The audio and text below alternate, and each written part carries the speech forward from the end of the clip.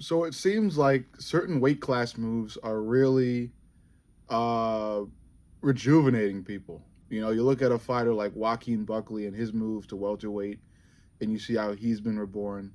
But now it's time to talk about Kennedy Nzechukwu and his move to heavyweight and how he has been reborn. He just fought Brzezicki recently, and that counter hook was clean. He's also fought fighters like Beast Boy Barnett, a very beloved fighter, a fighter that I really like, and pained me to see Kennedy finish him in that way. But bottom line is that Kennedy Nzechukwu is reborn at heavyweight, and he's found the method, a method that a lot of MMA fans have been talking about recently in terms of like how a lot of heavyweight fighters in the UFC are very slow and fat, and how the lighter guys from light heavyweight, if they were to make that move to heavyweight, could come in and be more fast, agile, and accurate with their striking. You know, and we're seeing that with Kennedy and Nzechukwu. You know, we're also seeing it with John Jones. John Jones made the move. He didn't look the fastest against Gon, but against Stipe, he looked great. He looked fast, lean, and mean.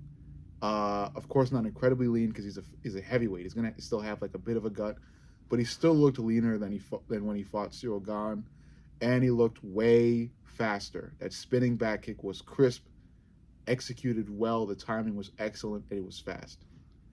Um, so yeah, Kennedy looks fast as well. The lighter fighters, from light heavyweight, if they make their move to heavyweight, man, they're showing the actual heavyweights, like they're giving the actual heavyweights a run for their fucking money. Um, and we're seeing it now. You look at like actual heavyweights like Shamil Gaziev. No disrespect to Gaziev, he's got real skill and potential to be one of the all-time greats if he could just fucking um, be cardiovascularly fit. You know, but he can't right now. And that's what you're seeing out of like actual heavyweights, like the real fat guys who throw punches at like 1 mile an hour, and you know they're just fat and not fit and slow. And then you see the guys from light heavyweight that make the move, the guys who are fighting at a smaller weight class, and they make the move to heavyweight, and it just so happens they don't turn into the actual heavyweights, the natural heavyweights.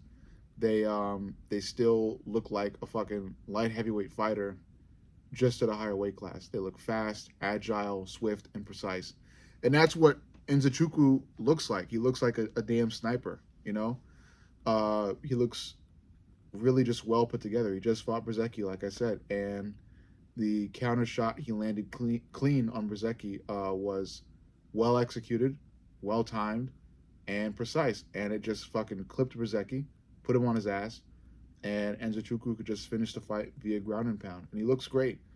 And it may soon be time for us to start talking about Nzechukwu versus Tom Aspinall. And I would consider Tom to be, he's just a rare, Tom is just a rare natural heavyweight that just so happens to be as fast and agile as a light heavyweight. He's very fast on his feet. His head movement is great and his striking is great. And he's just too fast for like I said, natural heavyweights like Sergey Pavlovich. Pavlovich is a natural heavyweight. He's a big, heavy guy, a lot of power. Um, he went in there with Tom, and Tom looked like a fucking light heavyweight fighter. The way he moved at Sergey and landed so clean and so fast, and put Sergey on his ass.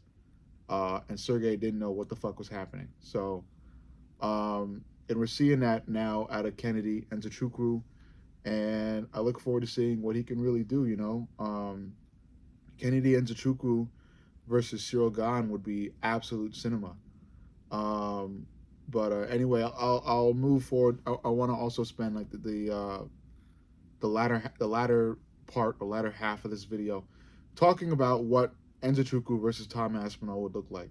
Um, I'm not as sure of Kennedy's grappling uh, when comparing it to Tom Aspinall's, but on the feet, uh, Kennedy can move. He does get tagged sometimes, but I do like the way Kennedy can roll with shots, counter shots really well, and that's what you need to do against a really fast fighter like Tom Aspinall.